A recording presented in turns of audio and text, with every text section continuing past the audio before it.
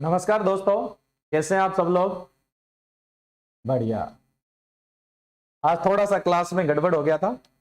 8 बजे का टाइम दिया हुआ था, 8 बजे लाइव नहीं, दो चैनल पे एक साथ लाइव चलती है। एक पे चल रही थी, एक पे नहीं चल रही ना। तो जो भी साथी लोग हैं उनको ज्यादा से ज्यादा शेयर करो ताकि वो भी क्लास में आ जाए, क्योंकि स्टूडेंट ने देखा कि 8 बजे क्लास नहीं चल रही है। तो बहुत सारे स्टूडेंट है वो क्लास में नहीं आ पाए होंगे। उनको लग रहा होगा किसी कारणवश आज क्लास नहीं हो पाएगी, लेकिन अभी अपने एग्रीकल्चर की क्लास स्टार्ट कर रहे हैं। तो जो भी आपके साथी लोग हैं उनको ज्यादा से ज्यादा शेयर कर दो और अपने स्टेटस पे लगा दीजिए या अपने ग्रुप में शेयर कर दीजिए ताकि ज्यादा से ज्यादा स्टूडेंट इस क्विज में पार्टिसिपेट कर सके। गुड मॉर्निंग भाई, गुड मॉर्निंग पवन कुमार। चलो फटाफट लाइव आ जाइए, फिर अपने स्टार्ट करते हैं। आज का जो अपना टॉपिक है, जहां से अपने इंपॉर्टेंट क्वेश्चन लिए हैं, वो है अपना cropping pattern and cropping system, फसल प्रणाली व फसल पद्धति। शानदार सा टॉपिक है और हर एग्जाम में इससे क्वेश्चन पक्का आता ही आता है। अगर मैं सुपरवाइजर के एग्जाम की भी बात करूं तो पिछली बार क्वेश्चन आया था एक, है ना, जिसमें शायद मक्का और मूंग का जो फसल का फसल प्रणाली है वो पूछा गया था। वो बात अलग है कि क्वेश्चन हट गया था क्योंकि बोर्ड ने उस क्वेश्चन को रिजेक्ट कर दिया था। 12वीं की बुक में गलत दिया हुआ था, आंसर कुछ और होना चाहिए था। फाइनली डिसीजन ये हुआ कि उसको हटा देना चाहिए। बाकी कोई सा भी एग्जाम उठा लो, कोई सा भी कॉम्पिटेटिव एग्जाम, प्लांट न्यूट्रिएंट्स यानी पादप पोषक तत्व और जो क्रॉपिंग पैटर्न और क्रॉपिंग सिस्टम है यानी फसल प्रणाली और फसल पद्धति, वहां से क्वेश्चन आना ही आना होता है। यहां से भी क्वेश्चन आने के पूरे चांसेस रहते हैं। तो one by one important question पे अपने डिस्कस करते हैं। सबसे पहले देखो क्वेश्चन है अपना, national centre for organic farming कहां पर स्थित है। राजस्थान में जो पिछले से पिछला डब्ल्यू का एग्जाम हुआ था उसके अंदर ये क्वेश्चन आया था। National centre for organic farming, national centre for organic farming कहां पर है। ऑप्शन है आपके पास गंगटोक सिक्किम, बी ऑप्शन है गाजियाबाद उत्तर प्रदेश, सी ऑप्शन है बड़ौदा और डी ऑप्शन है आपके पास नई दिल्ली। तो इनमें से national centre of organic farming कहां पर है। देखिए ये बड़ा कंफ्यूजिंग सा क्वेश्चन है, क्योंकि वर्तमान में अभी जो कार्बनिक राज्य यानी ऑर्गेनिक स्टेट है उसका जो दर्जा दिया गया है वो सिक्किम को दिया हुआ है। तो स्टूडेंट का माइंड सीधा का सीधा कहां पर जाकर टिकता है, गंगटोक सिक्किम पे। और जितने भी स्टूडेंट थे, इवन जो हमारे स्टूडेंट भी थे, वो ज्यादातर क्या करके आए थे, गंगटोक सिक्किम करके आए थे। National centre of organic farming, national centre of organic farming है, ये बन गया था 2004 के अंदर बन गया था। ये किसानों को कार्बनिक खेती कैसे करनी है, कैसे उनको सहायता पहुंचानी है, कैसे उनको ट्रेंड करना है ताकि ज्यादा से ज्यादा लोग ऑर्गेनिक फार्मिंग में आ चुक सके। आपको ही पता है केमिकल फार्मिंग, रासायनिक खेती, या जो आजकल जिसको लोग मॉडर्न खेती कहते हैं, नहीं बोलना चाहिए मॉडर्न खेती। ये जरूरी नहीं है कि केमिकल खेती करोगे तो ही मॉडर्न खेती होगी। तो उसको मॉडर्न खेती या केमिकल फार्मिंग कहते हैं, उसके बहुत सारे लॉस है। तो अब ऑर्गेनिक फार्मिंग को बढ़ावा देना था, और आपको ही पता है कि भारत में जो ऑर्गेनिक फार्मिंग है उसकी जरूरत 1993 में 1993 में समझी गई थी। भारत में कार्बनिक खेती की जो जरूरत है वो 1993 में समझी गई थी। तो किसानों को बढ़ावा देना था, भी कार्बनिक खेती करनी है, उसके लिए एक संस्थान बनाया गया। वो कौन सा था, national centre for organic farming 2004 में। क्वेश्चन ये पूछा गया है कि ये कहां पर है। देखो यहां एक ऑप्शन है आपके पास बड़ौदा गुजरात। जो बड़ौदा गुजरात है, यहां पर देश की पहली ऑर्गेनिक फार्मिंग एग्रीकल्चर यूनिवर्सिटी बनने वाली है, जो बन रही है, बहुत जल्दी स्टार्ट हो जाएगी। यानी भारत के अंदर पहला जैविक कृषि विश्वविद्यालय की स्थापना बड़ौदा गुजरात में की जाएगी। बन रहा है, इसकी बिल्डिंग बन रही है, जमीन है वो अलॉट हो चुकी है, सब काम चल रहा है। तो पहली जो अपने ऑर्गेनिक एग्रीकल्चर यूनिवर्सिटी बनेगी वो बड़ौदा गुजरात के अंदर बनेगी। ठीक है, नेक्स्ट अपने बात करें गंगटोक सिक्किम। देखो गंगटोक सिक्किम, अभी मैंने कहा भारत के अंदर पहला कार्बनिक राज्य, फर्स्ट ऑर्गेनिक स्टेट जो डिक्लेयर किया गया है वो सिक्किम को किया गया। दूसरा पूछ ले तो ध्यान रखिएगा, दूसरा जो है वो उत्तराखंड है, लेकिन क्वेश्चन तो ज्यादातर पहले से ही पूछा जाता है। तो पहला कौन सा है अपना, सिक्किम। अब देखो 2016 के अंदर भारत सरकार यानी गवर्नमेंट ऑफ इंडिया, जीओआई ने, गवर्नमेंट ऑफ इंडिया ने सिक्किम को जनवरी 2016 के अंदर कार्बनिक राज्य घोषित किया था, ऑर्गेनिक स्टेट डिक्लेयर किया था, और फरवरी में इसको एक सौगात और दे दी। फरवरी 2016 की बात चल रही है। फरवरी 2016 के अंदर यहां पे बनाया गया था NOFRI, national organic farming research institute. देखो दोनों नाम में अंतर है, यहीं पे स्टूडेंट कंफ्यूज होता है। ये तो है national centre for organic farming, और ये है NOFRI। NOFRI बात चल रही है 2016 की, और ये जो बात है वो 2004 की है। तो सिक्किम के अंदर क्या है, सिक्किम को 2016 यानी जनवरी 2016 में फर्स्ट ऑर्गेनिक स्टेट डिक्लेयर किया गया, इंडिया का पहला कार्बनिक राज्य घोषित किया गया था 2016 जनवरी में। और फरवरी 2016 के अंदर वहां पे एक संस्थान बनाया गया जो है national organic farming research institute. कार्बनिक खेती पर अच्छे से अच्छे अनुसंधान करने के लिए, किसानों को ट्रेनिंग देने के लिए और कुछ बेस्ट मेथड और प्रोसेस निकालने के लिए इस संस्थान का निर्माण हुआ था। और ये जो है वो गंगटोक सिक्किम के अंदर है। सिक्किम गंगटोक के, ये गंगटोक सिक्किम के अंदर है NOFRI जो है। अब अपनी बात चल रही है national centre for organic farming. National centre for organic farming है, ये 2004 के अंदर गाजियाबाद उत्तर प्रदेश में बनाया गया था। यानी इस क्वेश्चन का राइट आंसर ब या फिर बी ऑप्शन है। यानी national centre for organic farming कहां पर है, गाजियाबाद उत्तर प्रदेश के अंदर है। और ये 2004 के अंदर स्टैब्लिश किया गया था, और इसका उद्देश्य था किसानों को कार्बनिक खेती के बारे में बताना, उनको ट्रेनिंग करना, कार्बनिक खेती से संबंधित जो भी अनुसंधान कार्य वगैरह है वो करना।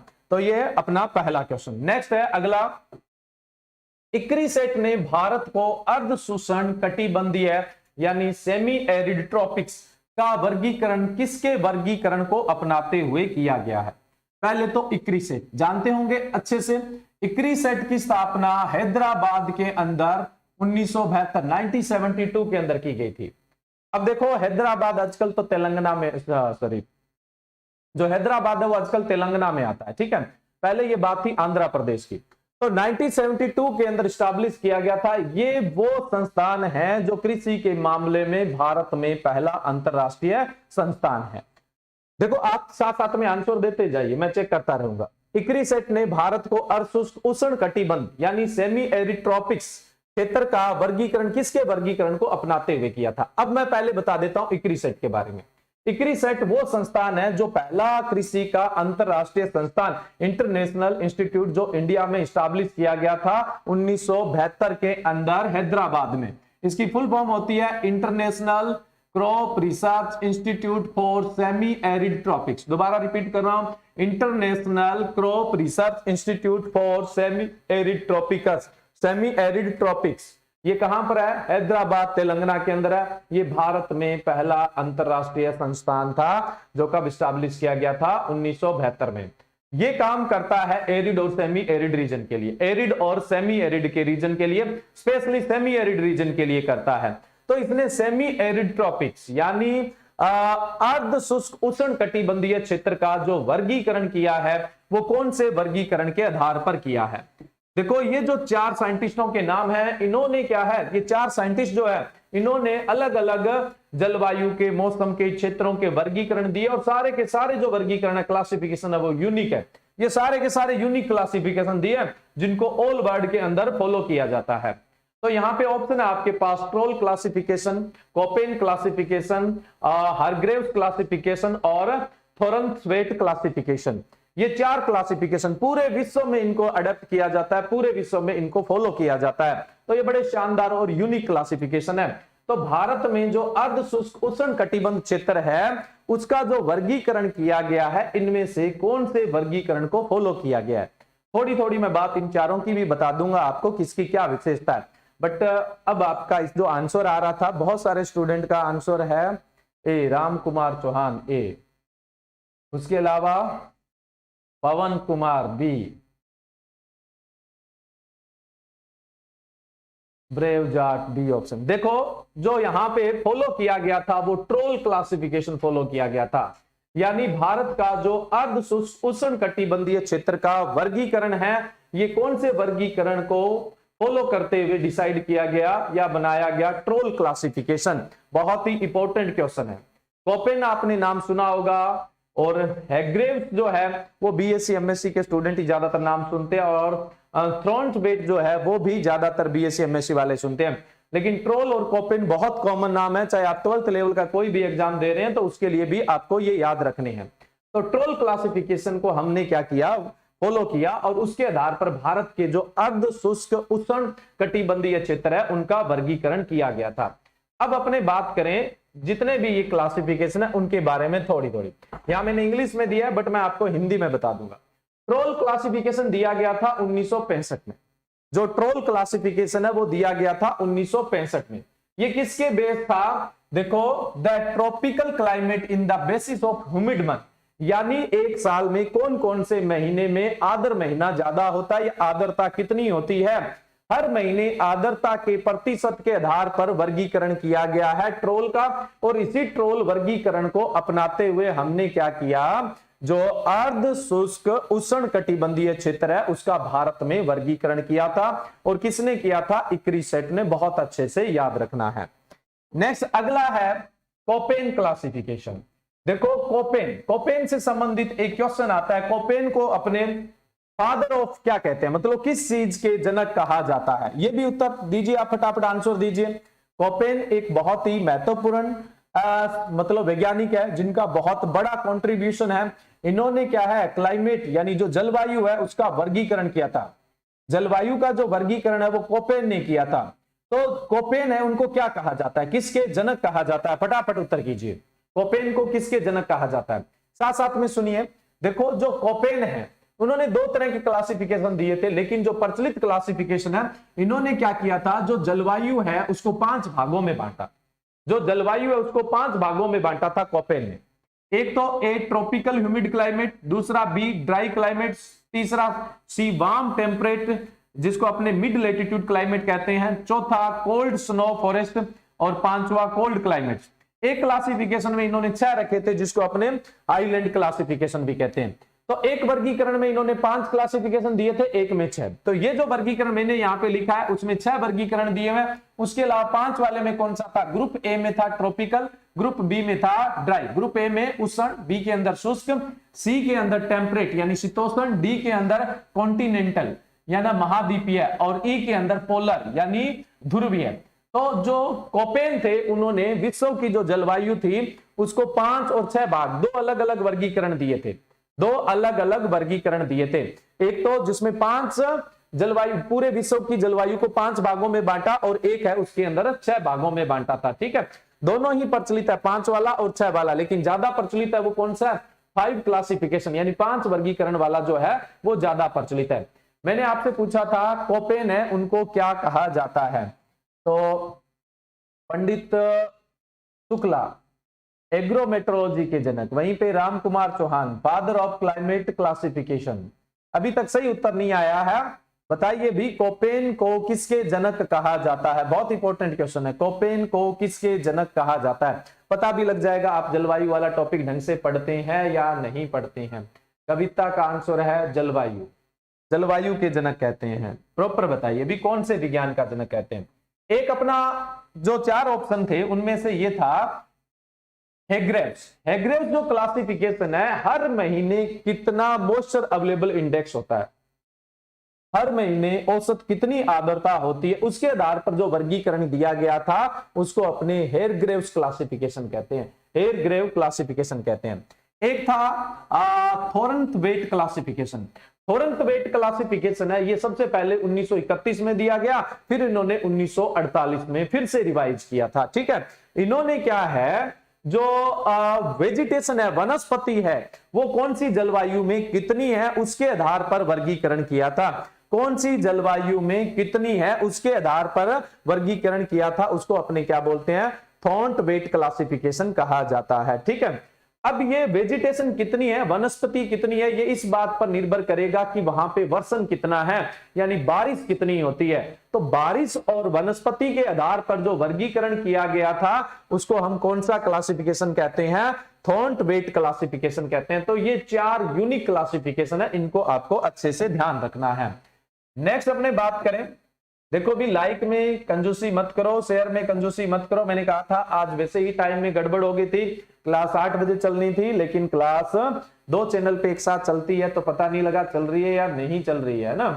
तो क्लास हम लेट स्टार्ट कर पाए थे, तब तक 47-48 क्वेश्चन हो चुके थे, लेकिन रिकॉर्डेड जो फॉर्म है वो डाल दी जाएगी ताकि आपको किसी भी तरह का कोई लॉस नहीं हो। लेकिन अब तक जो स्टूडेंट नहीं आए हैं उनको ज्यादा से ज्यादा शेयर करने की कोशिश करें। ठीक है, देखो तीसरा क्वेश्चन अपना है, समन्वित पीड़क प्रबंधन में पीड़क की संख्या का नियंत्रण करती हैं। समन्वित पीड़क प्रबंधन, इसको हम बोलते हैं इंटीग्रेटेड पेस्ट मैनेजमेंट, है ना। इंग्लिश में कई स्टूडेंट ज्यादा समझते हैं क्योंकि कुछ टर्म्स ऐसी होती है जिनको इंग्लिश में समझना आसान होता है। आईपीएम का मतलब है इंटीग्रेटेड पेस्ट मैनेजमेंट। समन्वित पीड़क प्रबंधन में पीड़क की संख्या का नियंत्रण करते हैं, यानी जो पीड़क है जो फसल को नुकसान पहुंचाते हैं, अगर हम कीट की बात करें तो कीटों की बात करेंगे, रोग की बात करेंगे तो रोग कारकों की बात करेंगे, खरपतवार की बात करेंगे तो खरपतवारों की बात करेंगे।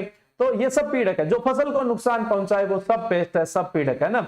चाहे वो खरपतवार है, चाहे वो सूक्ष्म जीव है, चाहे वो कीट है, चाहे वो आवारा पशु है, चाहे चूहे है, जो फसल को नुकसान पहुंचाए वो सब क्या है, पीड़क है। तो इंटीग्रेटेड पेस्ट मैनेजमेंट में इंटीग्रेटेड इंसेक्ट मैनेजमेंट यानी समन्वित कीट प्रबंधन हो सकता है, समन्वित रोग प्रबंधन हो सकता है, समन्वित खरपतवार प्रबंधन हो सकता है, कोई सा भी हो, सिद्धांत तो एक ही लगना है, ठीक है। अब इसने पूछा है कि समन्वित पीड़क प्रबंधन में पीड़क के साथ क्या किया जाता है, उनका उन्मूलन, उन्मूलन या इरिडक्शन। उन्मूलन या रिडक्शन का मतलब होता है जड़ से खत्म कर देना, बिल्कुल ही खत्म कर देना, क्या कहलाएगा, उन्मूलन कहलाएगा। उत्तर दीजिए ना आप लोग। गोविंद तंवर का आंसर है डी, मित्र सेन वर्मा का आंसर डी, बंटी सैनी का आंसर सी, कोपेन के लिए आंसर आ रहा है Koppen, father of agro climatology. ये आंसर आपको ही देना है, आंसर ढूंढ के लाना है ना। मैंने तो पहले भी आपको किसी क्विज के अंदर बताया है, अगर आपने याद नहीं किया तो उसको याद करिए, लास्ट में कमेंट में मैं डाल दूंगा कौन सा इसका राइट आंसर है। तो पहले जो करवाया उसको भी तो याद रखना है आप लोगों को। तो देखो उन्मूलन, उन्मूलन का मतलब होता है इरिडेक्शन। इरिडेक्शन का मतलब क्या होता है, मतलब जड़ से किसी भी पीड़क को खत्म कर देना, उन्मूलन, कुछ भी नहीं बचे उसका। बी ऑप्शन है आर्थिक दहलीज स्तर से नीचे रखना। आर्थिक दहलीज स्तर को इंग्लिश में बोलते हैं economic threshold level. C option है आर्थिक नुकसान स्तर से नीचे रखना, इकोनॉमिक इंजरी लेवल से नीचे रखना। और डी ऑप्शन है उपरोक्त सभी। अब उपरोक्त सभी वाला देख के फटाफट बहुत सारे स्टूडेंट ने आंसर क्या दे दिया, उपरोक्त सभी। अब देखो थोड़ा सा मैं इसको एक्सप्लेन करता हूं, बहुत काम की चीज है अगर आपको समझ में आ जाती है तो। देखिए कारण क्या है, क्योंकि आप खरपतवार प्रबंधन भी पढ़ते हैं, कीट प्रबंधन भी पढ़ते हैं, रोग प्रबंधन भी पढ़ते हैं, और आजकल जो अप्रोच लगती है वो क्या लगती है कि इंटीग्रेटेड सिस्टम, समन्वित प्रबंधन अपने को अपनाना चाहिए। डायग्राम देखना बड़े काम की चीज है, आपके अच्छे से समझ में आ जाएगी, है ना। इसमें थोड़ा सा अपने टाइम लगेगा लेकिन अच्छे से इसको समझने की कोशिश करिए। देखो कोई भी पीड़क की पॉपुलेशन है, चाहे वो कीट है चाहे वो खरपतवार है, जब वो पॉपुलेशन आएगी मतलब उनकी संख्या आएगी वहां पे, देखो जहां भोजन है वहां पे भोजन खाने वाले भी है, जहां घर है वहां मेहमान भिखारी है, जहां फसल है वहां पे जहां फसल होगी वहां पे पेस्ट आने ही आने हैं, फिर उनको खाने वाले तो आएंगे, भोजन है तो आएंगे, भोजन नहीं है तो कहां से आएंगे, ठीक है। तो इनकी संख्या बढ़ती है। एक इनकी ऐसी संख्या होती है कि ये अपने को दिखाई नहीं दे रही है, इनका नुकसान अपने को दिखाई नहीं दे रहा है, कंसिडरेबल ही नहीं है, दिख ही नहीं रहा है, तो हम उसको इक्विलिब्रियम पॉपुलेशन बोलते हैं, समन्वित संख्या बोलते हैं।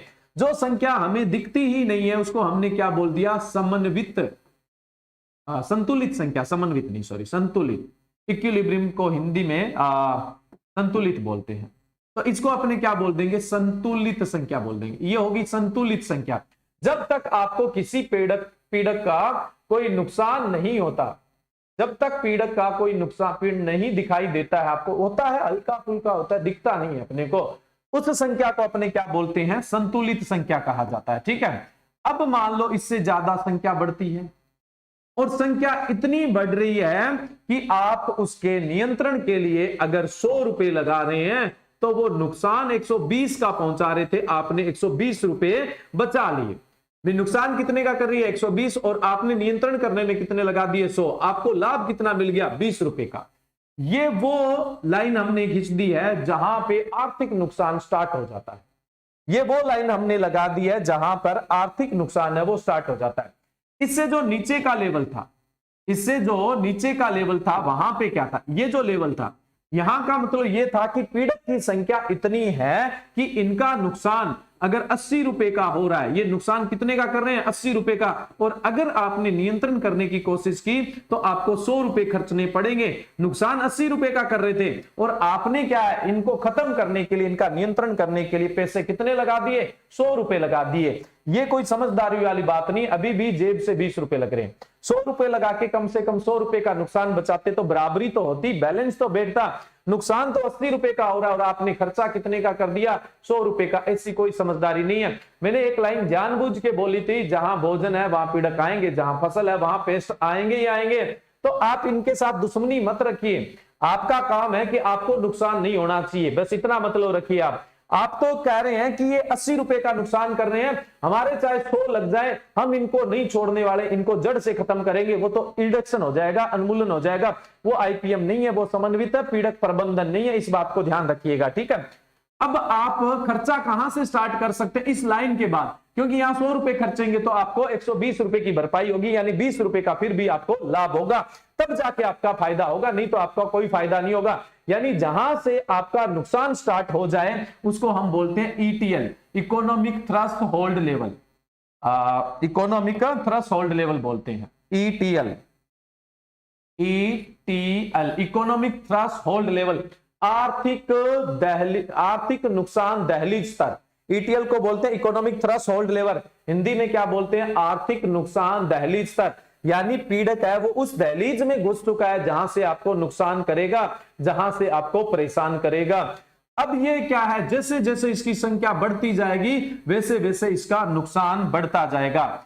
एक समय ऐसा आ जाएगा कि ये फसल को पूरी की पूरी को उजाड़ के रख देगा, फसल में कुछ नहीं छोड़ने वाला है। इसको हम बोलते हैं इकोनॉमिक इंजरी लेवल, ईआईएल, आर्थिक नुकसान स्तर, ईआईएल।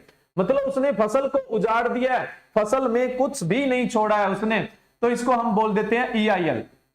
अब देखो ये जो बीच का लेवल है, ये जो बीच का स्तर है, इन दोनों लाइनों के बीच की जो जगह है, वहां का मतलब यह है कि अगर आप नियंत्रण में 100 रुपए डालेंगे तो आपको 150, 200, 250, 500, 1000 कुछ ऐसा फायदा मिलेगा।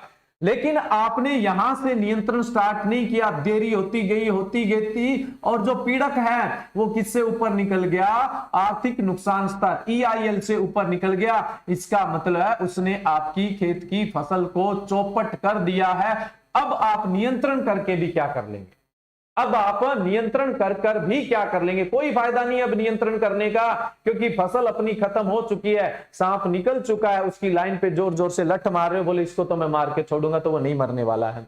तो यानी वो नुकसान कर चुका है, अब यहाँ पे आपको कोई बेनिफिट नहीं मिलने वाला। इसका मतलब आपको नियंत्रण कहां पर करना चाहिए, आपको नियंत्रण कहां पर करना चाहिए, आपको नियंत्रण ईआईएल और ईटीएल के बीच में करना चाहिए। बहुत इंपॉर्टेंट क्वेश्चन है। ईटीएल का मतलब होता है आर्थिक नुकसान दहलीज स्तर और ईआईएल का मतलब होता है आर्थिक नुकसान स्तर। ईआईएल का मतलब आर्थिक नुकसान स्तर और ईटीएल का मतलब आर्थिक नुकसान दहलीज स्तर। अब दोबारा से समझने की कोशिश करना, बड़े काम की बात है। जैसे जैसे कीटों की पीड़कों की संख्या बढ़ेगी वैसे वैसे क्या है, थोड़ा थोड़ा नुकसान होना स्टार्ट होगा।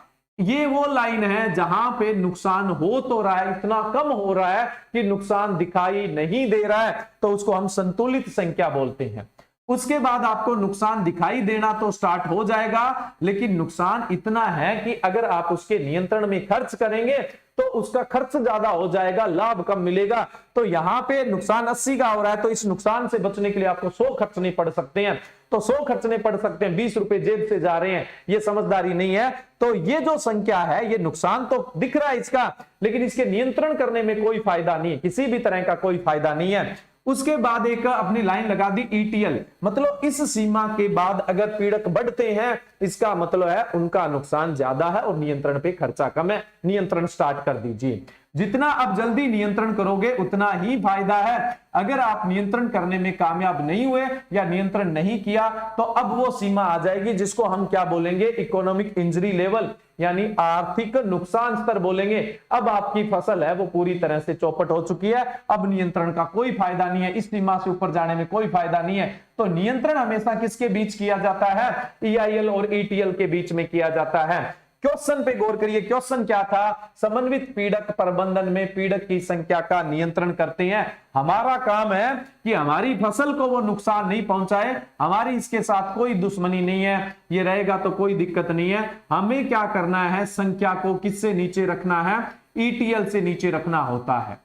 जो समन्वित कीट प्रबंधन है, समन्वित रोग प्रबंधन है, समन्वित खरपतवार प्रबंधन है, जिसको सामूहिक रूप से हम क्या बोल देते हैं? समन्वित पीड़क प्रबंधन बोल देते हैं। और उसका सिद्धांत यही कहता है कि संख्या है उसको किसके नीचे रखा जाए? ईटीएल से, यानी आर्थिक नुकसान दहलीज स्तर से नीचे रखा जाए। तो हमें कोई ज्यादा नुकसान नहीं है, थोड़ी बहुत पॉपुलेशन तो रहेगी, तो हम उसको पूरी तरह से तो खत्म कर नहीं सकते हैं। तो इस क्वेश्चन में अब देखो राइट आंसर क्या होगा? बी आंसर राइट होगा, यानी आर्थिक दहलीज स्तर से जो पीड़क है उनकी संख्या समन्वित पीड़क प्रबंधन में नीचे रखी जाती है। उन्मूलन की तरफ कभी नहीं सोचेंगे हम, इरिडेक्शन की तरफ। इरिडेक्शन का मतलब होता है किसी चीज को जड़ से खत्म कर देना। उन्मूलन का मतलब, इरिडेक्शन का मतलब होता है किसी चीज को जड़ से खत्म कर देना, किसी पीड़क को खत्म कर देना। किसान कैसे कर लेगा भाई? देखो आपने क्या किया, इतने पेस्टिसाइड और जो भी प्रैक्टिस है वो की, और किसी कीट को अपने खेत से बिल्कुल जीरो कर दिया, और आपने कहा देखो हमने इरिडेक्शन करके दिखा दिया, उन्मूलन करके दिखा दिया। घर पे आके निश्चित होके आके सो गए। दूसरे दिन क्या हुआ? रात में पड़ोसी के खेत से जो फिड़कला है, कीट है, वो उड़ के अपने खेत में आ गया। अब क्या करें? आप तो उन्मूलन करके आए थे, सुबह नया कीट आपको तैयार मिला वहां पे। तो उन्मूलन करना एक किसान के बस की बात नहीं है, ये एक बड़ा प्रोजेक्ट होता है। उन्मूलन करने में जोर आता है, और किसान को कभी भी उन्मूलन के बारे में नहीं सोचना चाहिए भी मैं इसको जड़ से खत्म करके, दुश्मनी नहीं रखनी है। नहीं तो इस चक्कर में बहुत सारे पेस्टिसाइड यूज करेगा वो, और बहुत सारे अगर पेस्टिसाइड यूज करेगा तो रासायनिक खेती, जिसके परिणाम आज के समय में वैसे ही बुरे आ रहे हैं और भविष्य में और भी बुरे आने के चांसेस रहेंगे। तो इरिडेक्शन नहीं करना है, हमने ये करना है कि भाई कोई बात नहीं, आप खाओ भोजन, थोड़ा बहुत खाओ, हम भी खा रहे हैं, तुम भी खाओ, लेकिन इतना सा खाओ कि मेरी जेब से खर्चा न लगे फालतू का। थोड़ा बहुत भुगत सकता हूं मैं, लेकिन इतना नहीं भुगत सकता कि मैं बर्बाद हो जाऊं। तो समन्वित पीड़क प्रबंध है वो किसी भी पीड़क के प्रबंधन का सबसे बढ़िया तरीका है, और इसका सिद्धांत यही कहता है कि संख्या किसके नीचे रखनी है? आर्थिक दहलीज स्तर के नीचे रखनी है। क्वेश्चन आपके बहुत सारे यहां पे क्लियर होते हैं। नियंत्रण कहां अपनाया जाता है? ईआईएल और ईटीएल के बीच में अपनाया जाता है। और जो आईपीएम है, इंटीग्रेटेड पेस्ट मैनेजमेंट है, उसमें संख्या किससे नीचे रखेंगे? ईटीएल से रखेंगे। हमें उन्मूलन से कोई मतलब नहीं है, इरिडेक्शन से कोई भी मतलब नहीं है। आपसे पूछ ले कि किस स्तर के बाद मतलब नियंत्रण करने का कोई फायदा नहीं है, तो आप क्या बोलेंगे? ईआईएल के बाद नियंत्रण करने का किसी तरह का कोई भी फायदा नहीं है। ठीक है, ऐसी संख्या जो नुकसान, ऐसी पीड़क की संख्या जिसका नुकसान दिखाई नहीं देता है, तो उसको आप क्या बोलोगे? इक्विलिब्रियम पॉपुलेशन या संतुलित संख्या। यही सिद्धांत खरपतवार नियंत्रण में लागू होता है, यानी इंटीग्रेटेड वीड मैनेजमेंट, समन्वित खरपतवार प्रबंधन। यही सिद्धांत रोगों में लागू होता है, इंटीग्रेटेड डिजीज मैनेजमेंट, यानी समन्वित रोग प्रबंधन। और यही सिद्धांत कीटों के नियंत्रण में लगता है, यानी इंटीग्रेटेड इंसेक्ट मैनेजमेंट या समन्वित कीट प्रबंधन।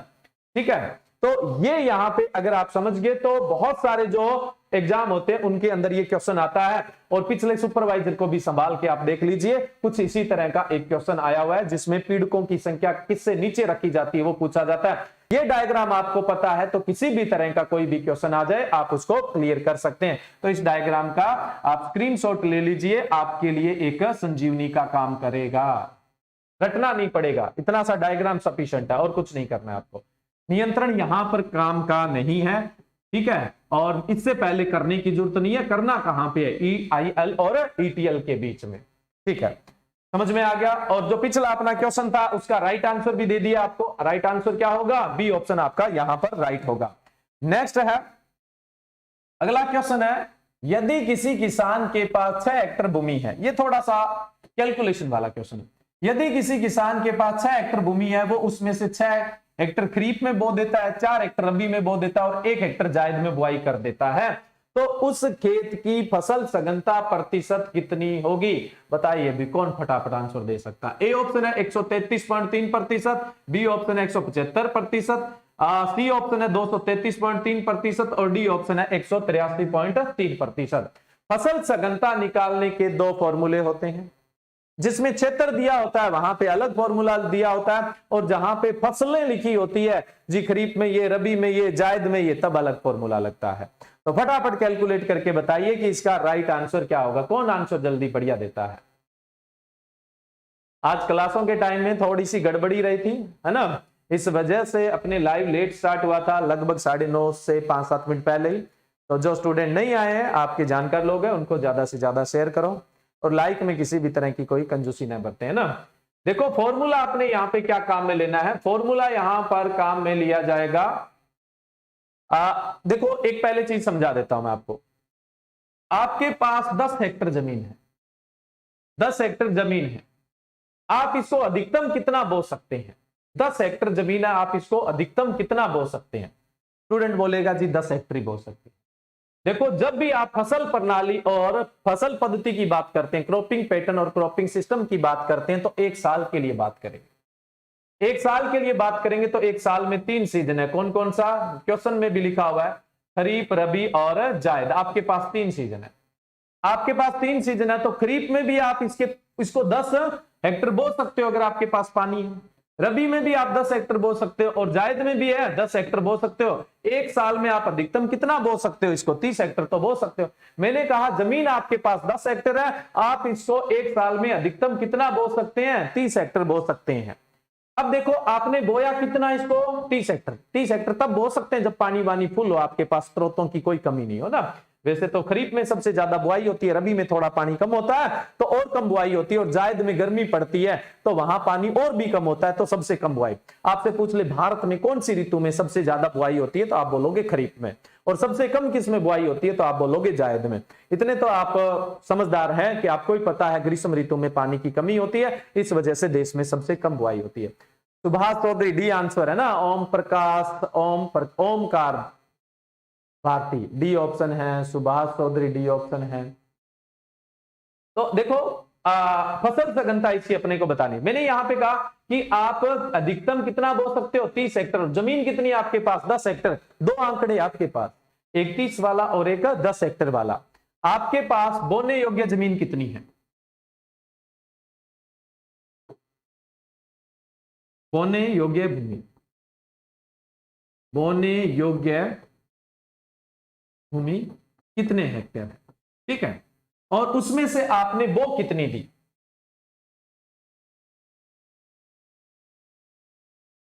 सकल बोया गया क्षेत्र या सकल बोई गई भूमि, यहां पे भी आप क्षेत्र ही लिख लीजिए, यूनिफॉर्म लगेगा आपको ना। टोटल कल्टीवेबल एरिया, बोने योग्य क्षेत्र, या फिर और ज्यादा आप क्लियरिटी चाहते हैं तो यहां पे लिख सकते हैं कुल बोने योग्य क्षेत्र।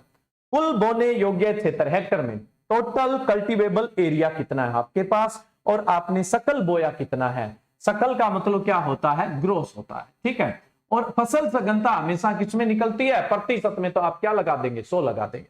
देखो कुल बोने योग्य क्षेत्र यानी टोटल कल्टीवेबल एरिया कितना है, जिसमें से सकल बोया गया क्षेत्र यानी ग्रोस क्रॉप्ड एरिया कितना है, या ग्रोस क्रॉप्ड एरिया कितना है। अब आपके पास 2 आंकड़े हैं। मैंने ये क्वेश्चन जो आपको एक एग्जांपल दिया वो इसीलिए दिया है। जो 10 हेक्टेयर है वो कुल बोने योग्य क्षेत्र। आपके पास जमीन है कितनी बोने के लिए? आपके पास जमीन 10 हेक्टेयर है बोने के लिए, लेकिन आपने उसको बो कितना दिया? एक साल में 3 सीजन है, रिपीट रिपीट रिपीट करके आपने कितना बो दिया उसको? 30 हेक्टेयर के अंदर बो दिया। तो इसकी जो फसल सघनता है वो कितनी हो जाएगी? 300% हो जाएगी। कितनी हो जाएगी? 300% हो जाएगी। देखो आपके पास जमीन 10 हेक्टेयर, जो आपके पास वास्तव में जियोग्राफिकल एरिया है यानी भूगोलिक क्षेत्र है, वास्तव में जो दिख रहा है भौतिक रूप से, वो तो होता है कुल बोने योग्य क्षेत्र यानी टोटल कल्टीवेबल एरिया होता है। उसमें से आप तीनों सीजन में मिला के कितना बोल देते हैं? खरीफ में इतना, रबी में इतना, जायद में इतना, उन तीनों को मिला के अपने सकल बोया गया क्षेत्र बोल देते हैं, और इनकी जब आप गणना कर देते हो तो फसल सघनता आपके सामने आ जाती है। यहां पे आपने 6 हेक्टेयर आपके पास जमीन है, जिसमें से 6 हेक्टेयर आपने किसमें बो दी? खरीफ में। 4 हेक्टेयर आपने रबी में बो दी, और 1 हेक्टेयर आपने जायद में बोल दी। टोटल कितनी बुआई कर दी? 11 हेक्टेयर। तो सकल बोया गया क्षेत्र 11 है, और बोने योग्य क्षेत्र था वो आपके पास कितना था? 6। अब आप इसकी कैलकुलेशन करोगे तो मेरे हिसाब से इसका उत्तर है वो 183.3 आ जाएगा। तो जो 4 नंबर क्वेश्चन है इसका राइट आंसर होगा द ऑप्शन होगा। बस कुछ नहीं, आपको जो वास्तव में जमीन है उसको नीचे रखना है और उसको बार बार रिपीट करते हुए कितनी बार बो दिया है उसको ऊपर रखना है और 100 से गुणा कर देना है, आपकी फसल सघनता आ जाएगी। बाकी ये फॉर्मूला याद रखिए, सकल बोया गया क्षेत्र हेक्टर में, कुल बोने योग्य क्षेत्र वो भी हेक्टर के अंदर। ये अगर आपने फॉर्मूला लिख दिया तो अगर आपको उत्तर अब निकालना है फसल सघनता का तो प्रतिशत में निकालना पड़ेगा, इसलिए आप इंटू में 100 लगा दीजिए, फसल सघनता आपके सामने आ जाएगी। मैंने 2 एग्जांपल दे दिए, एक तो क्वेश्चन में दे दिया और एक ये मैंने अलग से एग्जांपल, अलग वाला एग्जांपल इसलिए दिया ताकि आपको आसानी से समझ में आ जाए। तो बोने योग्य क्षेत्र और बोया कितना गया है, सकल बोया गया कितना है, इन दोनों की तुलना जो प्रतिशत में की जाती है, इनका जो प्रतिशत अनुपात निकाला जाता है उसी को अपने क्या बोलते हैं, फसल सघनता प्रतिशत बोलते हैं। तो इस क्वेश्चन के आधार पर फसल सघनता, जिन स्टूडेंट ने डी ऑप्शन राइट दिया था वो ही आंसर सही है, 183.3 ऑप्शन है वो वाला राइट रहेगा आपका।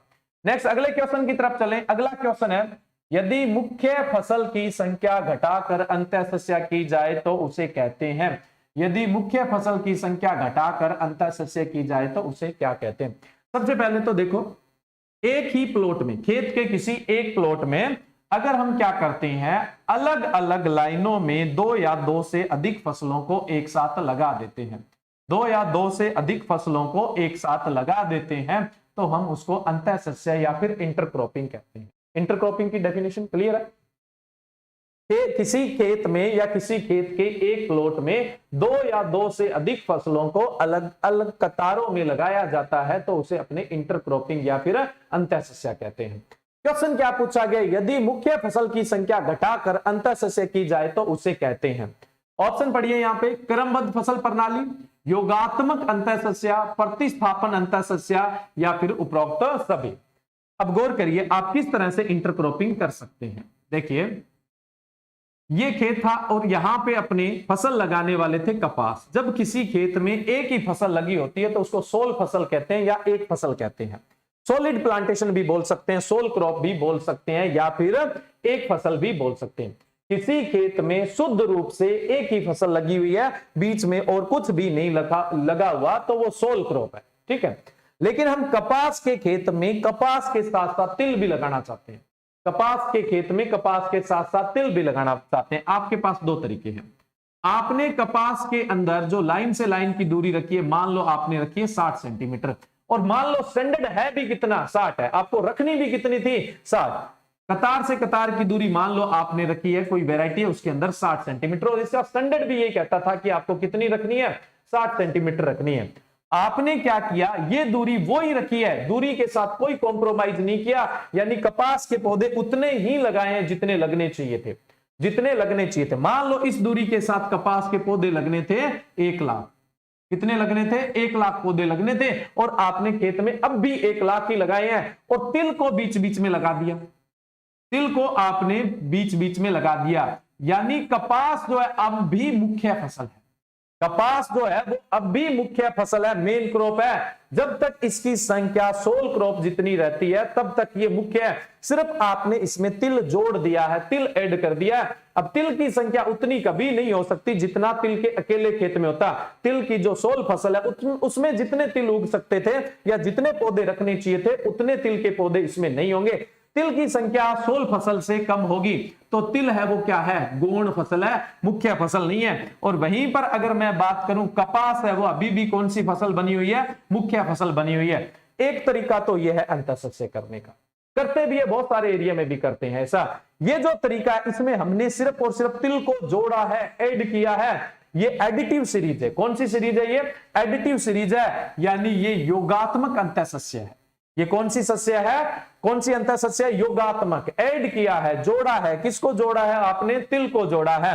क्वेश्चन क्या पूछा है, मुख्य फसल की संख्या घटा दी जाए। हमने तो नहीं घटाई है, 1 लाख पहले रखने थे, अकेला कपास लगाते तो आज हमने अंतःशस्य की है तो आज भी हम कितनी संख्या रख रहे हैं, 1 लाख ही रख रहे हैं। अब दूसरे केस में अपने क्या करते, देखिए अगर हम तिल लगाने के चक्कर में कपास की संख्या घटा दे, कपास के कितने पौधे लगाना चाह रहे थे, 1 लाख, 1 लाख की बजाय हम क्या कर देंगे, कम कर देंगे, कपास की जो लाइन है उसकी दूरी बढ़ा देंगे, बढ़ा देंगे, बढ़ जाए ताकि इसके बीच में तिल लग जाए। कपास के बीज की पौधरोपण दूरी बढ़ा दोगे तो कपास की संख्या अपने आप ही कम हो जाएगी, यानी अब 1 लाख पौधे नहीं लगने वाले हैं। कपास की संख्या घटाई और उसकी जगह हम क्या लेके आ गए, तिल, और हमने यहां पे तिल लगा दिया। तो आपने क्या किया, जो कपास है उसको किससे रिप्लेस कर दिया, तिल से। सारी कपास को नहीं, कुछ को रिप्लेस कर दिया। हमने कपास को किससे रिप्लेस कर दिया, तिल से रिप्लेस कर दिया। यानी इसको रिप्लेसिव सीरीज बोलते हैं। क्या बोलेंगे इसको, रिप्लेस। इसको क्या बोलते हैं, एडिटिव सीरीज, और इसको क्या बोलेंगे, रिप्लेसिव सीरीज। रिप्लेसिव का मतलब है जो मुख्य फसल थी, मुख्य फसल कौन थी, कपास, उसकी संख्या हमने कम कर दी और उसकी जगह हमने क्या इसमें डाल दिया, तिल डाल दिया। तिल एक कौन सी फसल थी, गौण फसल थी। अब देखिए हमने कपास की संख्या कम की है, हमने कपास की संख्या कम की है, लेकिन तिल फिर भी उतना नहीं लगेगा जितना अकेले तिल के खेत में लग सकता था। उतना अब भी नहीं लगेगा क्योंकि अभी भी तो कपास के पौधे हैं। तो तिल तो अभी भी गौण है, तिल पहले भी गौण था, तिल अब भी गौण है, लेकिन कपास पहले मुख्य थी, लेकिन अब इसकी संख्या घट गई है। अब ये मुख्य नहीं बची है, ये भी क्या हो गई, गौण, ये भी गौण। इसका मतलब इस खेत में मुखिया तो कोई होती नहीं। मुखिया कौन होता है, जिसकी चलती है। मुखिया तो वही होता है ना जिसकी चलती है, और जिसकी घर में ही नहीं चले और बाहर चलाने चल जाए तो वो काई का मुखिया है ना। तो यहाँ कपास की अब चलनी बंद होगी, ये मुख्य नहीं बची, अब ये क्या है, गौण है, अब ये सामान्य है। तो ऐसी फसल पद्धति या ऐसी अंतःसस्या जिसमें सारी फसलें गौण होती है, मुख्य होती नहीं है, तो उसको अपने कौन सी बोल देते हैं, प्रतिस्थापन अंतःसस्या बोल देते हैं। और ऐसी अंतःसस्या जिसके अंदर एक मुख्य होती है और एक क्या होती है, गौण होती है। गौण दो भी हो सकती है, हमने यहां तिल लगाया, बीच बीच में कुछ और भी तो लगा सकते थे। एक मुख्य होना जरूरी है, बाकी सारी की सारी गौण होती है, तो अपने उसको क्या बोल देते हैं, योगात्मक अंतःसस्या बोलते हैं। इस क्वेश्चन को गौर से पढ़िए, फिर इसकी तुलना करिए। अगर अंतःसस्या के अंदर मुख्य फसल की संख्या नहीं घटाते और बीच में क्या है, दूसरी कोई फसल है, वो बीच बीच में कतारों में लगा देते हो, एक लगा देते हो, दो लगाते हो, जितनी मर्जी लगा दो, उसको तो अपने कौन सा बोलेंगे, एडिटिव सीरीज बोलेंगे, योगात्मक अंतःसस्या बोलेंगे।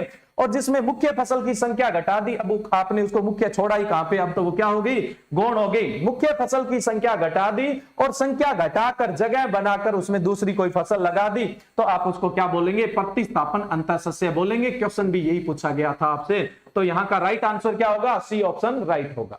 ये बहुत इंपॉर्टेंट है, दोनों मैंने आपको एग्जांपल यहां पर दे दिए हैं। क्रमबद्ध फसल प्रणाली क्या होती है, ऑप्शन आ गया तो मैं आपको बता देता हूं। सिंपल सी बात है, 3 सीजन है अपने पास, कौन कौन से, खरीफ, रबी और जायद। खरीफ के अंदर हमने कोई फसल लगाई, ए फसल लगाई, उसको यहां काटा, अब हमने यहां पे बी फसल लगा ली, बी को काटा और इसके बाद हमने क्या कर ली, सी लगा दी। यानी फसल ए की बुआई की, उसकी कटाई के बाद बी लगाई, बी की कटाई के बाद सी लगाई। यानी पहली फसल को काटा, दूसरी को लगाई, दूसरी को काटा, तीसरी को लगाई। इस तरह से अगर सीक्वेंस से आप क्रॉपिंग करते हैं तो उसको सीक्वेंस क्रॉपिंग सिस्टम बोल देते हैं या सीक्वेंस क्रॉपिंग पैटर्न बोल देते हैं, यानी क्रमबद्ध फसल प्रणाली बोल देते हैं। क्वेश्चन वाला जो अपने आंसर था वो सी ऑप्शन है, लेकिन इन दोनों के बीच में कंपैरिजन आपको आना चाहिए। और ये एक बहुत इंपॉर्टेंट क्वेश्चन आता है कि ऐसी अंतःसस्या जिसके अंदर कोई मुख्य फसल नहीं होती, तो वो कौन सी होती है, प्रतिस्थापन अंतःसस्या। और जिसके अंदर एक मुख्य फसल बाकी गौण होती है, तो उसको अपने क्या बोल देते हैं, योगात्मक, यानी एडिटिव सीरीज बोल देते हैं। नेक्स्ट अगला क्वेश्चन है, कार्बनिक खेती शब्द दिया था, कार्बनिक खेती शब्द दिया था। पहले मैं ऑप्शन बता देता हूं आपको, आप आंसर देते रहिएगा।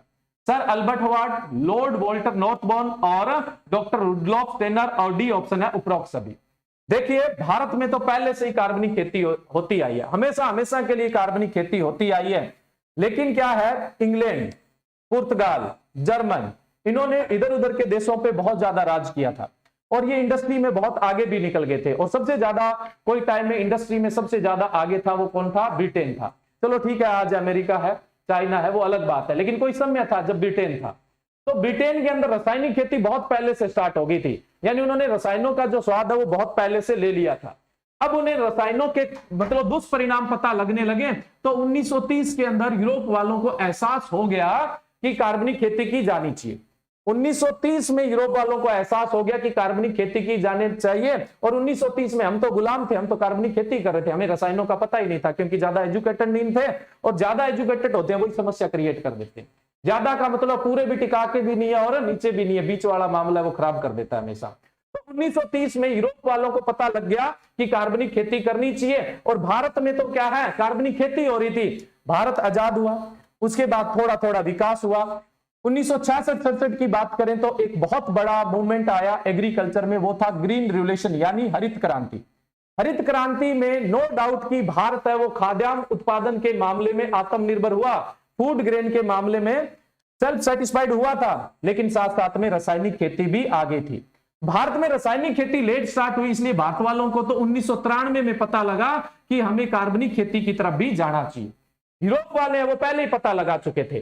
तो देखो सर अल्बर्ट होवार्ड 1930 के अंदर ही, इंग्लैंड के थे, 1930 के अंदर इन्होंने क्या किया, जो कार्बनिक खेती है उनके सिद्धांत को प्रतिपादित कर दिया था। नो डाउट हमारे जितने भी धर्म ग्रंथ थे उनके अंदर कार्बनिक खेती का विवरण दिया गया था, लेकिन हमने कभी उनको ढंग से पढ़ा ही नहीं था। इन लोगों ने जरूर पढ़ा और इन लोगों ने क्या है, कार्बनिक खेती का सिद्धांत है वो 1930 में दे दिया।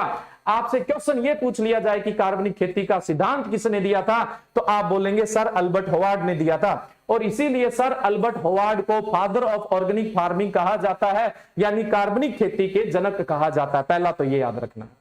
दूसरा मैं बात करूं डॉक्टर रुडोल्फ स्टेनर, जो डॉक्टर रुडोल्फ स्टेनर है ये ऑस्ट्रेलिया के थे। 1940 की बात है, ये ऑस्ट्रेलिया के दार्शनिक थे। इन्होंने बहुत अच्छा काम किया है कार्बनिक खेती को लेकर। इन्होंने एक शब्द दिया था बायोडायनेमिक खेती, यानी गतिशील खेती। बायोडायनेमिक यानी जैव गतिशील, डायनेमिक का मतलब होता है जो चारों दिशाओं में गति करता है, गतिशील है ना। अलग अलग मीन्स हो सकते हैं, लेकिन एक सिंपल मीन्स मैं आपको बताता हूं। बायोडायनेमिक का मतलब होता है जैव गतिशील, यानी जिसमें जीव गति करते हैं वो क्या है, जैव गतिशील होते हैं। ठीक है, तो 1940 में इन्होंने बायोडायनेमिक शब्द यूज किया था, बायोडायनेमिक खेती। बायोडायनेमिक खेती का मतलब होता है जैव गतिशील खेती। ये डॉक्टर रुडोल्फ स्टेनर ने 1940 में दिया, लेकिन बड़े मजे की बात है कि हजारों साल पहले ऋषि पराशर ने बोला था जंतु नामा जीवनम कृषि, जंतु नामा जीवनम कृषि। जंतु नामा जीवनम कृषि का मतलब क्या होता है, कृषि का जो आधार होते हैं वो इसमें मृदा में या मिट्टी में पाए जाने वाले जीव है, यानी जो जीव है वही कृषि का आधार है। ये बात तो बहुत सालों पहले ही कृषि जो अपने संत थे पराशर, संत बोल लो वैज्ञानिक बोल लो, पहले वाले वैज्ञानिक ही सॉरी संत ही बोलते थे, वैज्ञानिक कहां बोलते थे। तो संत पराशर ने यह बोल दिया था कि जंतु नामा जीवनम कृषि। तो जंतु नामा जीवनम कृषि जो शब्द है, जंतु नामा जीवनम, वो पराशर ने दे दिया था। उसी बात को ऑस्ट्रेलिया के दार्शनिक रुडोल्फ स्टेनर ने मॉडर्न भाषा के अंदर बायोडायनेमिक खेती बोल दिया, यानी जैव गतिशील खेती बोल दिया।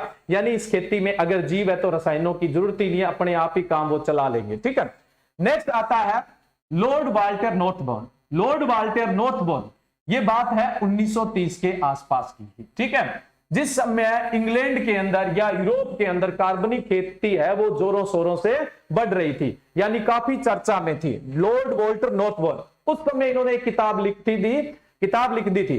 किताब का नाम था लुक टू द लैंड, जमीन की तरफ, भूमि की तरफ देखो, लुक टू द लैंड, यानी जमीन की तरफ देखो, आपने केमिकल डाल के इसके हालात बिगाड़ दिए, इसको सुधारो आप। तो लॉर्ड वाल्टर नॉर्थबॉर्न ने अपनी किताब में लिखा था ऑर्गेनिक फार्मिंग, यानी जैविक खेती, यानी कार्बनिक खेती। लॉर्ड वाल्टर नॉर्थबॉर्न की उस किताब का नाम क्या था, लुक टू द लैंड। तो क्वेश्चन क्या था, कार्बनिक खेती शब्द किसने दिया था, लॉर्ड वाल्टर नॉर्थबॉर्न ने दिया था। इस क्वेश्चन का राइट आंसर क्या होगा, बी ऑप्शन।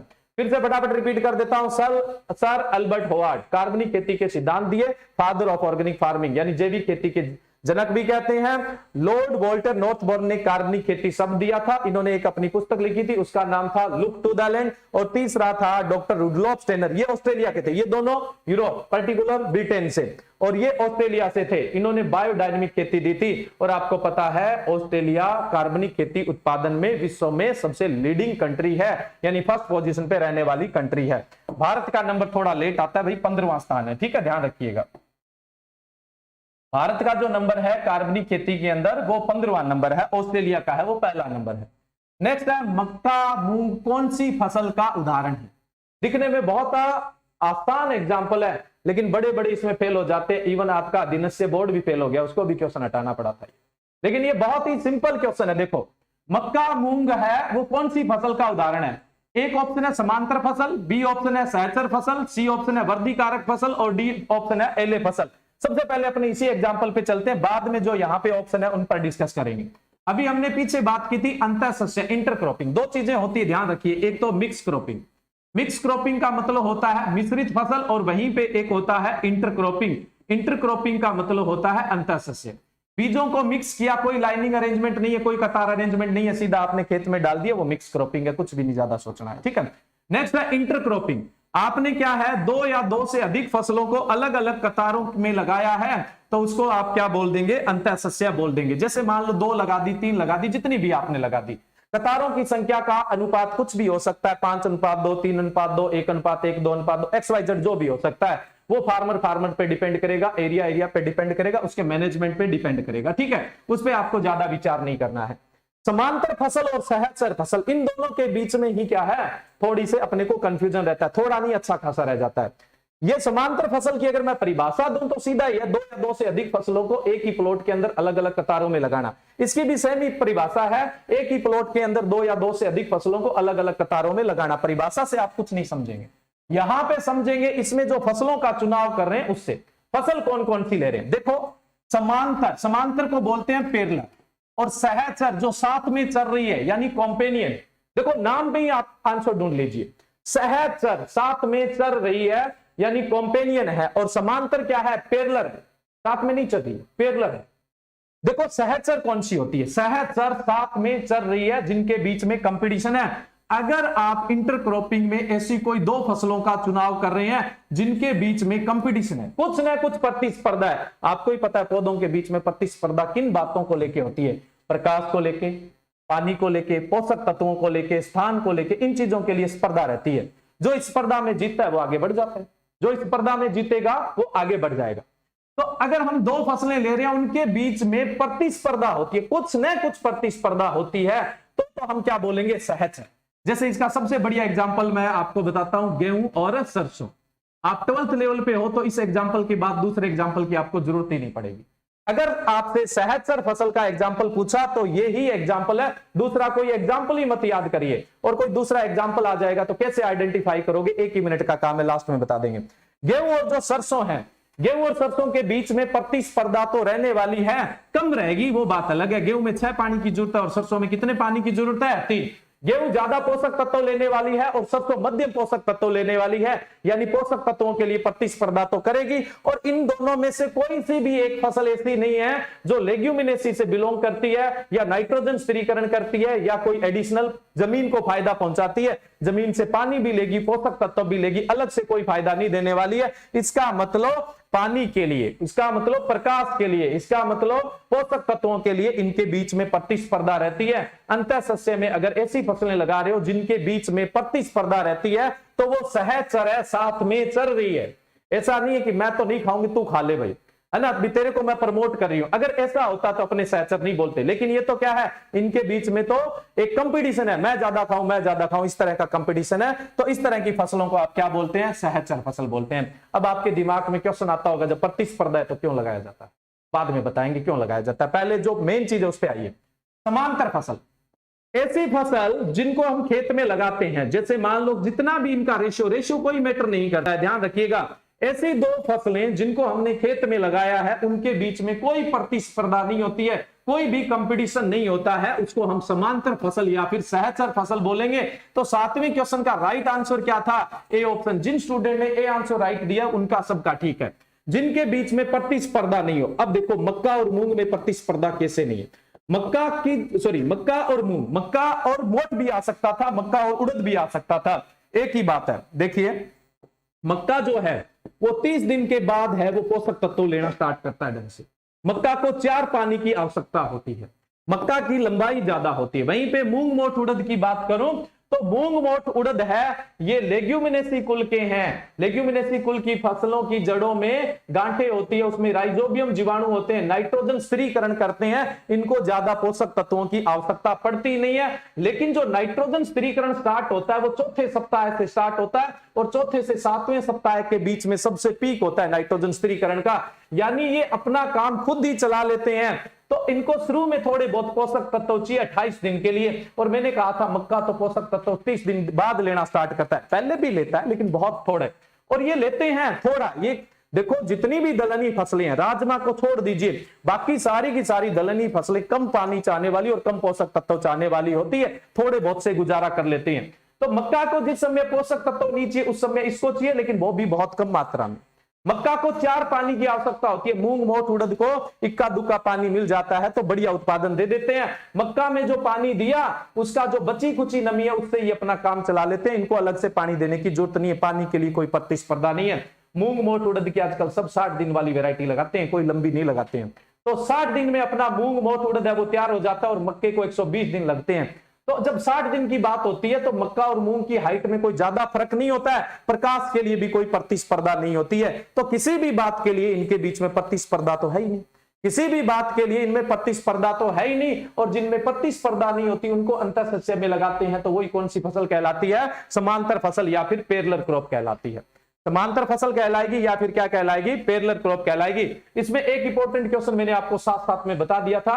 कौन सा क्वेश्चन बताया है कि जो लेग्यूम फसलें होती है वो चौथे सप्ताह से 7वें सप्ताह में सबसे ज्यादा नाइट्रोजन स्थिरीकरण करती है। अब जो ऑटोवेव मक्का और उड़द गन्ना आलू का सहचर फसल का उदाहरण है, तभी तो भाइयों बोर्ड ने हटा दिया था। अगर 12वीं वाली किताब से ही होती तो हटाने की जरूरत ही कहां थी। तो मैंने क्या कहा था, बोर्ड भी फेल हो जाता है इस क्वेश्चन में। मुश्किल नहीं है, समझने का है, वो थोड़ी सी दिक्कत करती है यहाँ पे। क्रॉपिंग पैटर्न और सिस्टम इतना आसान टॉपिक नहीं है जितना आसानी से आप जिसको समझ रहे हैं। 12वीं की किताब में गलत होने की वजह से ही क्वेश्चन हटाता।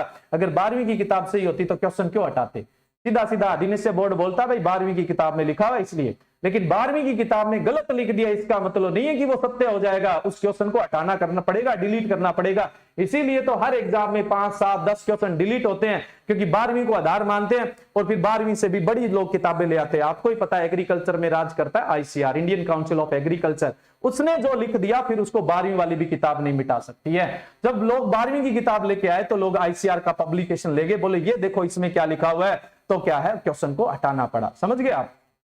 तो ये चीज आपको ध्यान रखनी है। समांतर फसल और सहचर फसल की बात होगी। अब देखो मैं थोड़ा सा जो बाकी बचे हुए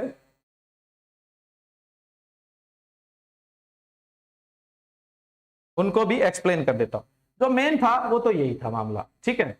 इसी के अंदर उलझते हो, मैंने कहा था आप भी उलझते और बोर्ड भी उलझता है और 12वीं की किताब लिखने वाले भी उलझ गए थे। ये क्वेश्चन इसको मामूली मत समझिए। समांतर फसल, सहचर फसल, ऐसी अंतःसस्या जिसके अंदर बिना प्रतिस्पर्धा की फसलें लगाए वो समांतर फसल है, जिसमें प्रतिस्पर्धा की लगाए वो सहचर है। फिर आप बोलेंगे फिर साथ में लगाने की क्या जरूरत थी।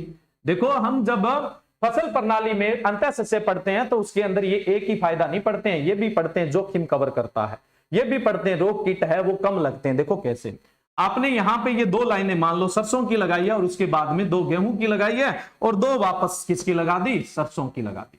सरसों में मान लो रोग आ गया है ना, जिसको आप बोलते हैं सफेद रोली या फिर सरसों का फफोला रोग भी बोलते हैं। अब ये जो रोग है यहां इस लाइन में आ गया तो इन 2 लाइनों में फैल जाएगा, आगे वाली में नहीं जाएगा, क्योंकि आगे तो गेहूं मिलेगा और गेहूं में वो रोग लगता ही नहीं।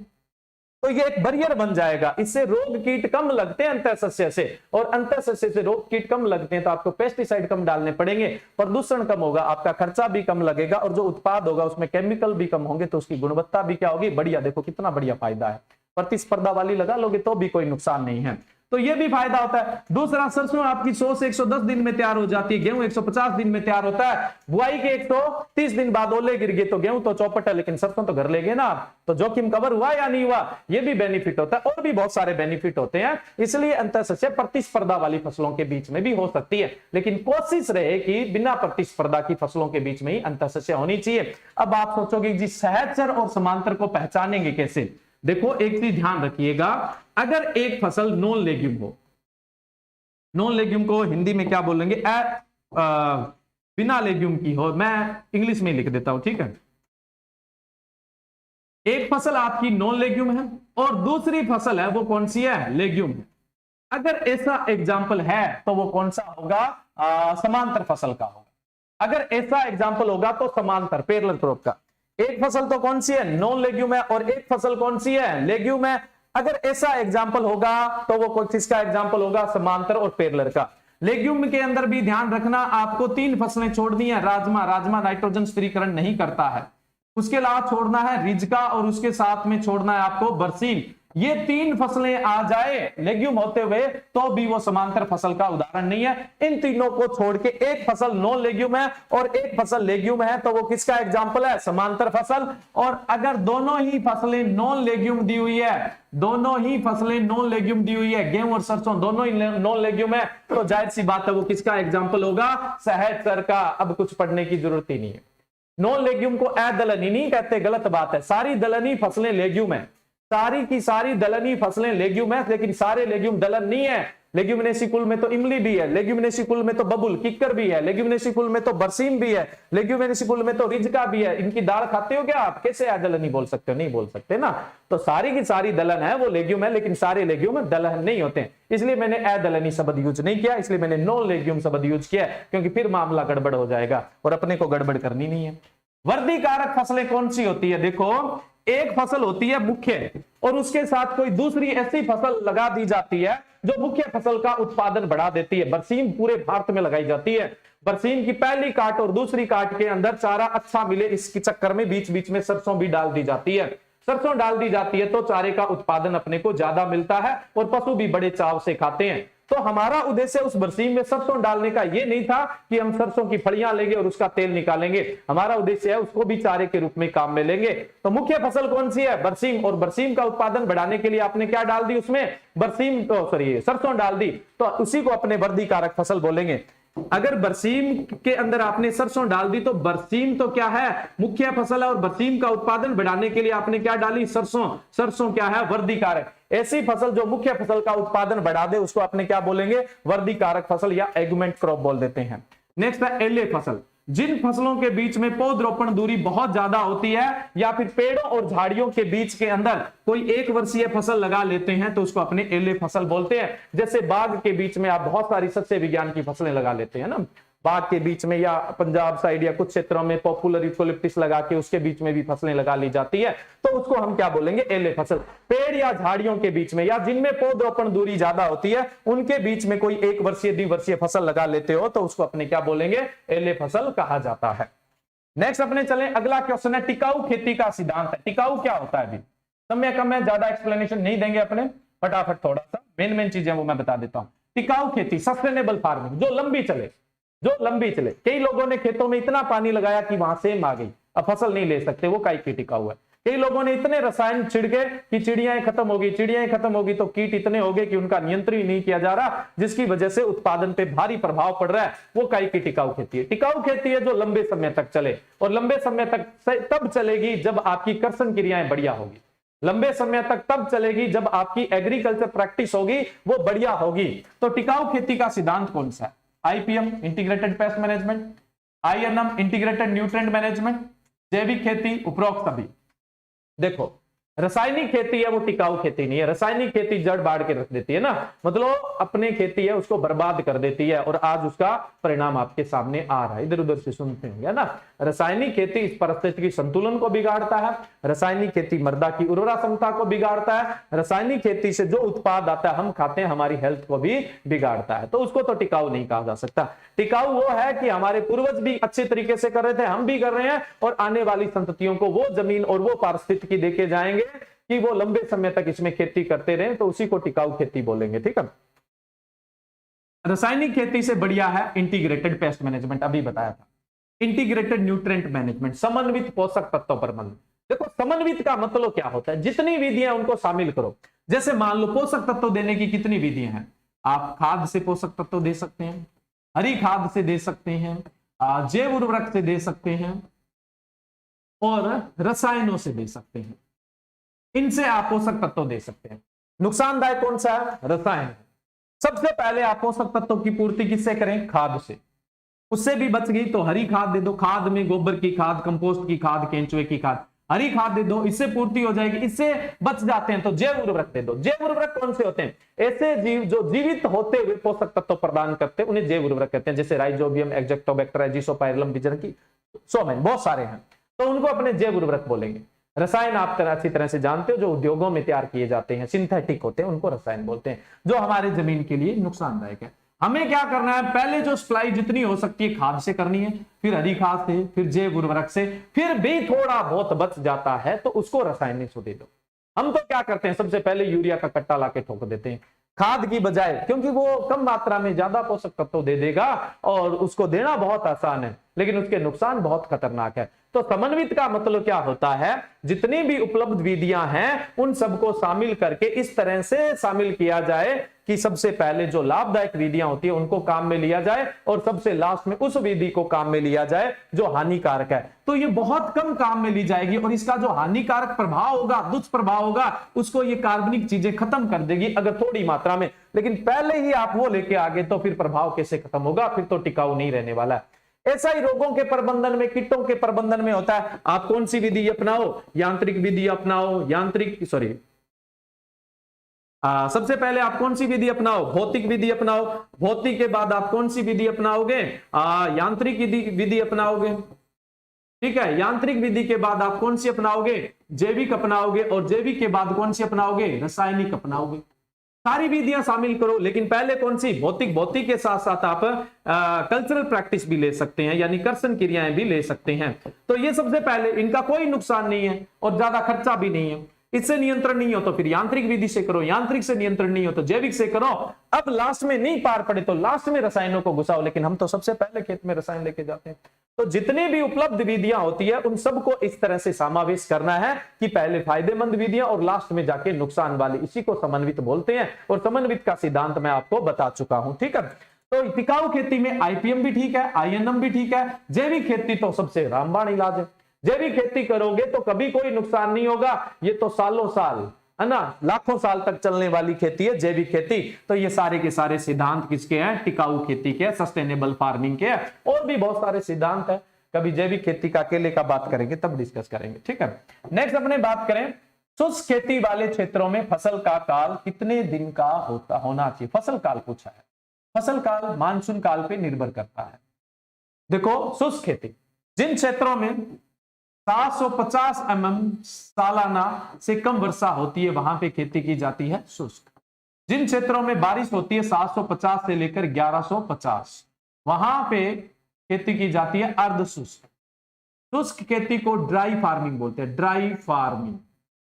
और जो अर्ध शुष्क होती है उसको अपने क्या बोलते हैं, ड्राई लैंड फार्मिंग बोलते हैं, ड्राई लैंड फार्मिंग। और 1150 से सालाना वर्षा ज्यादा होती है उस क्षेत्र में की जाने वाली खेती को आर्द्र खेती कहते हैं, या फिर रेन फेड फार्मिंग कहते हैं, रेन फेड फार्मिंग कहते हैं, ठीक है, ध्यान रखिएगा। अब जो शुष्क जो खेती है वो शुष्क जलवायु में की जाती है, जहां इससे कम बारिश होती है वो शुष्क जलवायु है जी। ये शुष्क जलवायु, ये भारत में स्टैंडर्ड क्लासिफिकेशन जो चलता है, ये जो जलवायु है ये कौन सी है, अर्ध शुष्क जलवायु। और ये जो जलवायु है ये कौन सी है, आर्द्र जलवायु। शुष्क जलवायु वाले क्षेत्रों में मानसून का काल 60 दिन से कम का होता है। शुष्क क्षेत्रों में मानसून का काल 60 दिन से कम होता है। जहां 61 दिन बारिश होती है ना, वहां 75 दिन तक की फसल लगा सकते हैं, उससे लंबी नहीं लगा सकते। फसल लगा दी, बारिश आपकी 50, 55, 60 दिन हुई है, अब लास्ट में आपने फसल को पानी नहीं मिलेगा तो आप क्या करोगे। लास्ट फसल कटाई होती है उसके 15-20 दिन पहले तो पानी वैसे ही बंद कर दिया जाता है, कोई दिक्कत नहीं है, 15-20 दिन पहले पानी बंद कर दीजिए, कोई समस्या नहीं है।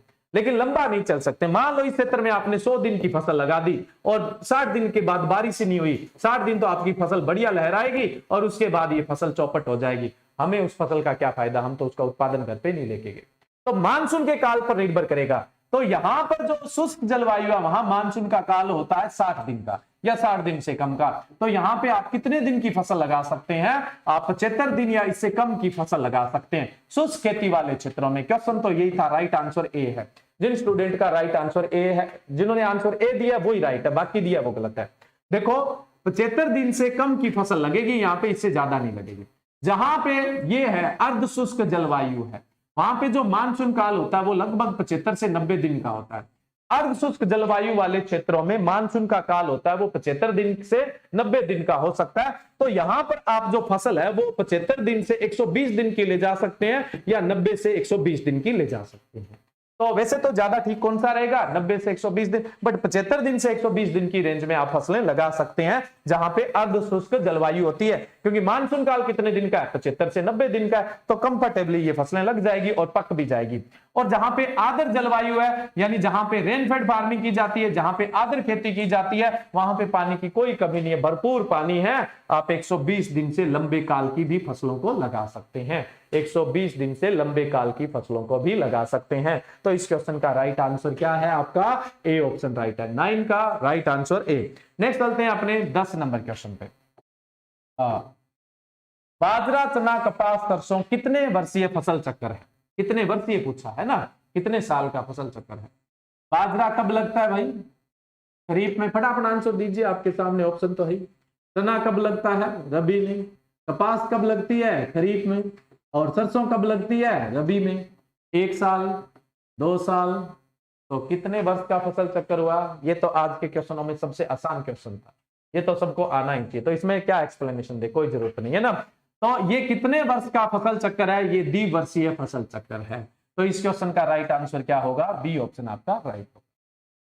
बाजरा खरीफ में, चना रबी में, कपास खरीफ में और सरसों रबी में। ये 1 साल हो गया, ये दूसरा साल हो गया, ये द्विवर्षीय फसल चक्र हो गया। और मोस्ट ऑफ स्टूडेंट का राइट आंसर बी आ रहा है, लेकिन किसी ने ए बी दिया, राम कुमार चौहान। ना भाई, ऐसा नहीं करना, ये बहुत आसान क्वेश्चन है।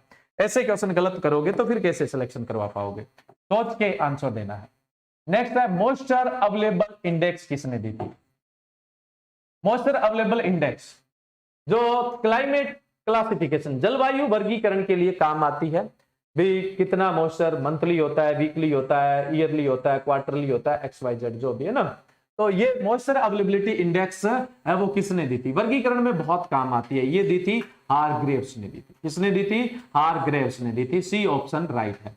बहुत कम स्टूडेंट को इसका आंसर आता है, इसलिए मैंने फटाफट आंसर दे दिया। हारग्रेव्स एक यूएसए साइंटिस्ट है जिन्होंने मॉइस्चर अवेलेबिलिटी इंडेक्स दिया था। ये अपने क्लासिफिकेशन के अंदर काम आती है। आसान क्वेश्चन ही नहीं आते, कोई बात नहीं, आसान क्वेश्चन सब कुछ आते हैं। एग्जाम में रेशो 30-40-30 का रहता है हमेशा, है ना। आजकल पैटर्न लगभग यही हो गया। 30 क्वेश्चन है वो आसान होते हैं और 40 क्वेश्चन होते हैं वो बीच की सी कैटेगरी के होते हैं और 30 क्वेश्चन होते हैं वो टफ होते हैं। टफ वाले भी आप कर दोगे, बीच वाले भी कर दोगे, जो गलती करोगे वो तो आसान में ही करोगे क्योंकि ओवर कॉन्फिडेंस हो जाओगे। मैंने पीछे कई बार क्वेश्चन भी करवाया और आपसे आसान आसान वो क्वेश्चन पूछे जो 10 मिनट पहले बताए और फिर पूछे। आपने कॉन्फिडेंट के मामले में पहला ऑप्शन पढ़ते हो, लास्ट वाले 3 पढ़ते ही नहीं, उत्तर दे देते हो और आपका गलत हो जाता है। तो मामला तो आसान क्वेश्चनों का ही होता है कंपटीशन में। टफ या तो आएगा ही नहीं या फिर आएगा, आएगा नहीं तो आप गलत नहीं करोगे, आएगा तो भी आप गलत नहीं करोगे। आसान में बहुत कॉन्फिडेंट होते हो, पूरा पढ़ते ही कहां पे हो। मिट्टी में अस्थायी नमी रहित स्थिति कहलाती है। मिट्टी में अस्थायी नमी रहित स्थिति कहलाती है, मतलब मिट्टी में कुछ समय के लिए सूखा पड़ा है, कुछ समय के लिए उसमें नमी नहीं है, क्या बोल सकते हैं उसको? ड्रोट, सूखा, फेमाइन, अकाल। सूखा, फेमाइन, अकाल और एरिडिटी। एरिडिटी को लंबा सूखा भी बोलते हैं, ठीक है। मैंने ड्राई स्पेल यानी सूखा का, सूखा का हिंदी में याद रखोगे तो दिक्कत होगी, याद अंग्रेजी में ही रखना है इनको। देखो, टेम्परेरी अगर सॉइल में मॉइस्चर नहीं है, टेम्परेरी अगर सॉइल में मॉइस्चर नहीं है तब तो अपने उसको क्या बोलेंगे? ड्रोट। अकाल का कारण सूखा भी हो सकता है, कोई रोग का प्रकोप भी हो सकता है। जैसे आयरलैंड में 1845 में आलू में पछेती झुलसा रोग लगा था और पूरी फसल चौपट हो गई और मिलियंस लोग है वो मारे गए थे आलू की वजह से, क्योंकि वहां का मुख्य भोजन था। तो रोग भी कारण हो सकता है। अकाल का कारण अकेला सूखा नहीं होता, लेकिन लगभग टाइम सूखा होता है, ठीक है। और अपने इंडिया में सूखे कोई अकाल समझा जाता है। कोई और भी कारण हो सकता है जिसमें भोजन की उपलब्धता, बाढ़ भी हो सकता है, कुछ भी हो सकता है जिसमें भोजन की, फूड की अवेलेबिलिटी कम हो जाए, उसी को अकाल कहते हैं। एरिडिटी, लंबा सूखा काल, यानी एक सीजन है वो पूरे का पूरा सूखा चला गया है, सीजन से ज्यादा टाइम है वो सूखा चला गया, वो एरिडिटी है।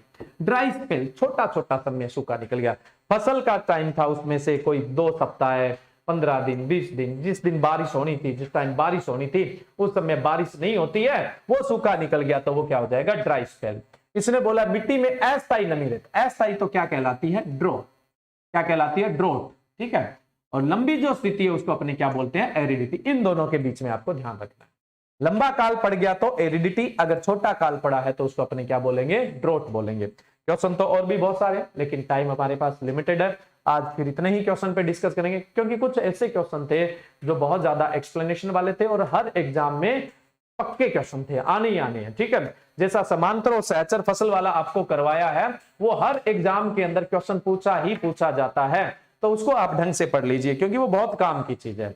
अगर आप पुराने पेपर कोई से भी उठा के देख लो, आप चाहे कोई से भी कंपटीशन की तैयारी करते हैं, सबके अंदर ही वो क्वेश्चन पूछा ही पूछा जाता है, ठीक है। तो आज इतना ही। अगला जो लेक्चर होगा वो अपने फसल प्रणाली और फसल पद्धति से संबंधित ही रखेंगे। जो बचे हुए क्वेश्चन है उन पे भी अपने ढंग से डिस्कस कर लेंगे। मैंने कहा था इस टॉपिक से एक दो क्वेश्चन हर एग्जाम में आते हैं, तो आप समझ लो एक क्वेश्चन आपका पक्का कर रहे हैं और आपको ही पता है एक क्वेश्चन की क्या वैल्यू होती है। ये तो सिर्फ एग्रीकल्चर की बात कर रहा हूं। हाँ, 12th का जो आंसर था अभी वो ए ऑप्शन था। 12th का जो आंसर था वो ए ऑप्शन था, ड्रोट यानी सूखा। और एरिड तो होगा, वो एरिडिटी तो होगा लंबे सीजन की, ठीक है। तो कल सेमी टाइम क्लास होगी। आज समय थोड़ा सा गड़बड़ा गया था, लेकिन कल राइट 8 बजे क्लास स्टार्ट हो जाएगी आपको। आज कोई टेक्निकली इश्यू हो गया था, ठीक है। तो लाइक वगैरह में कंजूसी मत किया करो भी, आज लाइक बहुत कम है ना। लाइक तो धीरे धीरे अच्छे हो गए थे क्योंकि क्लास डिस्टर्ब हो गई थी, उसके बाद भी ठीक है, आप लोगों ने अच्छी मेहनत किया शेयर करने में।